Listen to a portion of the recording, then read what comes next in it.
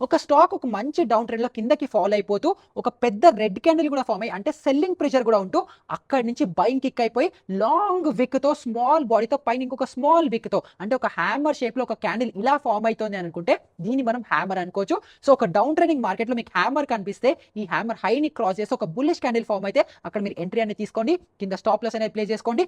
మంచి bottom fishing ఏదైతే అంటారో, అది మనం ఈ హ్యామర్ క్యాండిల్ త్రూ చేసుకోవచ్చు. అండ్ సిమిలర్ వేలో ఒక స్టాక్ లేదా ఇండెక్స్ మంచి అప్ ట్రెండింగ్‌లో ఉంటూ నెక్స్ట్ కూడా ఒక స్ట్రాంగ్ బుల్లిష్ క్యాండిల్ ఫార్మ్ అయ్యి అక్కడి నుంచి నెగటివిటీగా సెల్లింగ్ స్టార్ట్ అయిపోయి లాంగ్ విక్ ఫార్మ్ చేస్తూ చిన్న బాడీ ఫార్మ్ చేస్తూ మళ్ళీ కింద కూడా ఒక చిన్న విక్ ఫార్మ్ చేస్తూ ఇలాంటి క్యాండిల్ మీరు అబ్జర్వ్ చేశారని అనుకుంటే ఆ క్యాండిల్ నెక్స్ట్ క్యాండిల్ కూడా ఇంకొక బేరిష్ క్యాండిల్ ఫార్మ్ అవుతుంటే ఆ లో కింద మీరు ఎంట్రీ అనేది తీసుకోవచ్చు. అండ్ సేమ్ క్యాండిల్ పైన మీరు స్టాప్ లాస్ అనేది ప్లేస్ చేసుకొని టాప్ లో మీరు షార్టింగ్ ఆపర్చునిటీ అనేది అవైల్ చేసుకోవచ్చు. అండ్ ఈ రెండు క్యాండిల్ స్టిక్స్ లో మీకు ఇక్కడ స్క్రీన్ మీద కనిపిస్తున్నట్టే మీరు ఆల్మోస్ట్ బాటమ్ ఇంకా టాప్స్ ని క్యాప్చర్ చేస్తున్నారు కాబట్టి 1:3 రిస్క్ రివార్డ్ అట్లీస్ట్ మీకు వస్తుంది.